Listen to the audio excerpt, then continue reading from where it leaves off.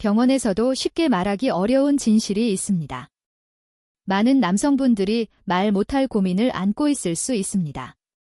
신체적인 자극이 있음에도 불구하고 원하는 만큼의 신체적 반응이 절정에 이르지 못하는 문제입니다.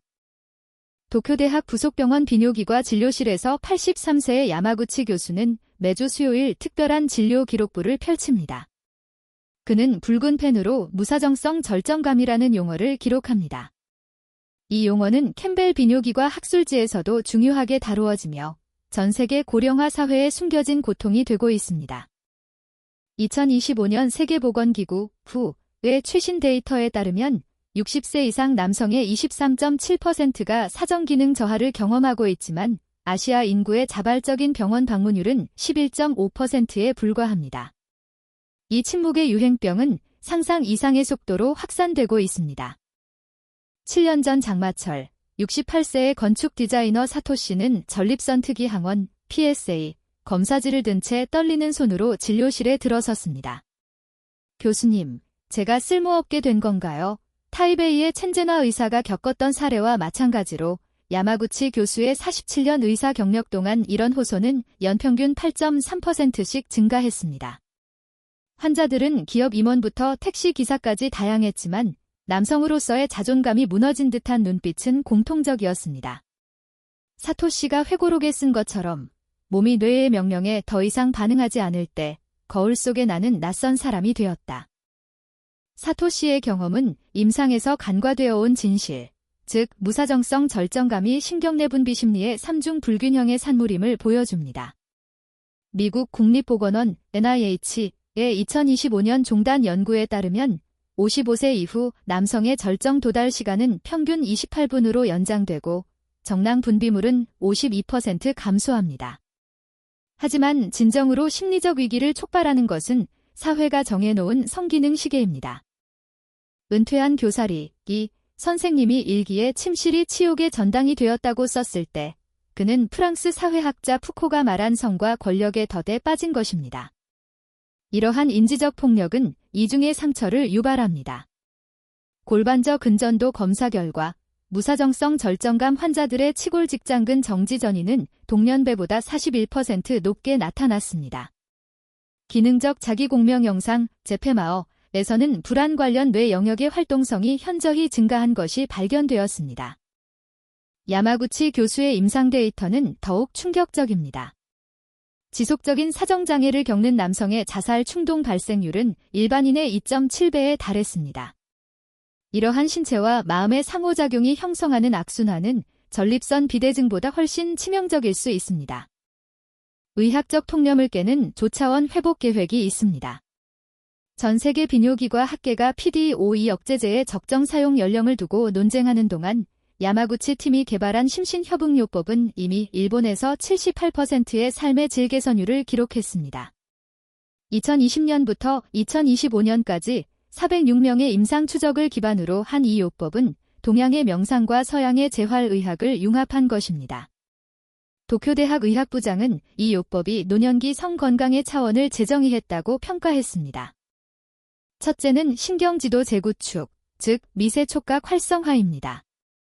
전통적인 자극이 거친 농사 방식과 같다면 야마구치 교수가 설계한 경락 터치법은 정밀기기와 같습니다. 환자는 소독된 면봉으로 기충혈, 복부 서해부 동맥 박동처를 부드럽게 눌러야 합니다. 침술에서 중요하게 다루는 이 부위는 현대 해부학적으로도 생식대퇴 신경분지가 분포하는 곳으로 확인되었습니다.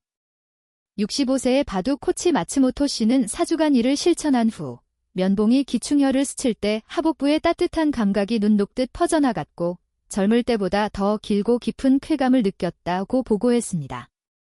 이 자극은 척수 L1, L2 단계의 뉴런을 활성화하여 신경 전달 경로를 재건할 수 있습니다.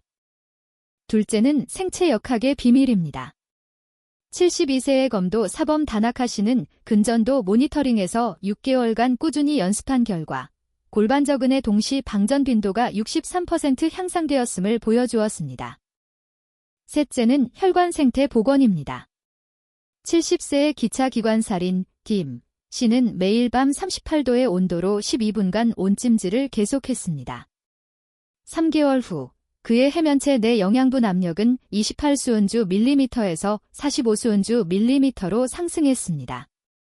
이는 마치 마른 강바닥에 다시 활기찬 물을 채우는 것과 같았습니다.